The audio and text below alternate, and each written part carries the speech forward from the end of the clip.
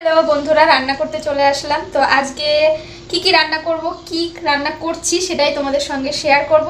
আর আজকে আমাদের কি বাজার করে নিয়ে এসেছে সেটাও তোমাদের দেখাই, সেটা সবার আগে দেখাই। এই যে হলো টমেটো নিয়ে এসছে, বড় বড় সাইজের, এক হাত এত বড় বড় সাইজের টমেটো। আর এইদিকে নিয়ে এসছে বেগুন, একদম সবুজ সবুজ বেগুন। এইরকম বেগুন অনেক দিন পরে নিয়ে আসলো, তো এইরকম বেগুন। আর এইদিকে নিয়ে এসছে কচুরমুখী, আর নিয়ে এসেছিল সকালবেলায় মাছ। তো মাছ ধুয়ে পরিষ্কার করে রেখে দিয়েছি। আর এই সাইডে নিয়ে এসেছিল পালং শাক। তো পালং শাকও ধুয়ে রেখে দিয়েছি। আগে কিছু কিছু কাজ মানে একটু সহজ হওয়ার জন্য আগের থেকেই গুছিয়ে রেখেছি। তো এখন রান্না শুরু করব। তো তার আগেই যা যা রান্না করব সেই সব সবজিগুলো এখন কেটে নেব, তারপরে রান্না শুরু করবো। তো আগে সবজিগুলো কেটে নিই। আর এই তো আমার সব কিছু কাটা হয়ে গেছে। তো তোমাদের দেখাই কি কি রান্নার জন্য আয়োজন করলাম আজকের জন্য। এই তো সব কিছু গুছিয়ে নিয়েছি, একটু পাতাকপি কেটে নিয়েছি, এটা দিয়ে বানাবো পকোড়া ভাজি। আগের দিনে একটু চালের গুঁড়ি বাটা ছিল, চাল বাটা, সেটা ফ্রিজে ছিল, তো ভাবলাম একটু পকোড়া ভাজি করব। আর এইদিকে তো আগের থেকে পালং শাক ধুয়ে রেখেছি। আর এই যে বেগুন আর আলু, এইদিকে এই পালং শাকের জন্য আলু কেটে রেখেছি। আর এই যে মাছ মাছ আজকে সব ভাজি করব না, ফ্রিজে তুলে রাখবো। আগের দিনের একটু মাছ রয়ে গেছে, দু এক পিস ভাজি করলেই হয়ে যাবে। তো এইগুলোই গুছিয়ে নিয়েছি। আর যদি কিছু রান্নার হয় সেটা পরে কেটে নেব। তো এখন এক এক করে রান্না শুরু করব।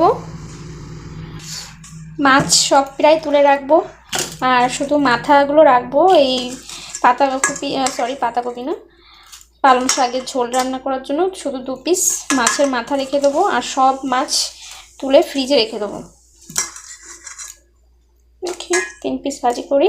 আর এই কটা মাছ ফ্রিজে রাখবো, এখন আর ভাজি করার টাইম নেই। তো সবার আগে মাছ ভাজি শুরু করি, তারপরে এক এক করে রান্না শুরু করব। আর এই তো সেই প্রথমেই মাছে হলুদ লবণ মাখিয়ে নিচ্ছি। আর প্রথমেই মাছটা ভাজি করে নেব। আর এই যে মাছটা প্রথমটা দিলাম, দেখলে ওটা আমার হাতের থেকে হট করেই ছুটে গেছিলো। তো ভাগ্যিস তেল ছিটে মুখে আসেনি। তো যাই হোক, মাছ ভাজতে বসিয়ে দিলাম। এইদিকে ঢাকনি দিয়ে দিয়েছি। ঢাকনি দেখো কত তেল ছিটে আসে, সেই জন্য আমি মাছ ভাজি করার সময় অবশ্যই সাইডে একটা ঢাকনি দিয়ে দিই, না হলে আমার এর আগে অনেকবার বিপদ গেছে। সেই ভয়তে আমি এখন মাছ ভাজার সময় অবশ্যই একটা ঢাকনি দিয়ে রাখি। তো তারপরে এই দিকে যে পাতাকপি কেটে রেখেছিলাম পকোড়া ভাজি করার জন্য, তার মধ্যে এখন এক এক করে লঙ্কা কুচি, একটু রসুন কুচি, আর অনেক করে পেঁয়াজ কুচি দিয়ে দিয়েছি। এটা খাওয়ার পরে মানে ভাজি করার পরে তুমি বুঝতেই পারবে না যেটা এটা পেঁয়াজু না মানে পাতাকপির পকোড়া, মানে পুরো একদম পেঁয়াজের পকোড়ার মতো লাগে। তো যাই হোক, তারপরে সেই একটু এর মধ্যে একটু ময়দাও দিয়ে দিয়েছিলাম, কারণ যেটুকু চাল বাটা ছিল সেইটুকুতে হবে না, সেই জন্যই একটু ময়দা দিয়ে সব কিছু দিয়ে আগে থেকেই একটু টাইম মেখে রেখে দিলাম, যাতে একটু সব কিছু সেট হয়ে যায় একসঙ্গে। তারপরে যাই হোক, মাছ ভাজি করা হয়ে গেছে। এরপরে এখন বেগুন দিয়ে আলুর ঝোলটা সবার আগে রান্না করব।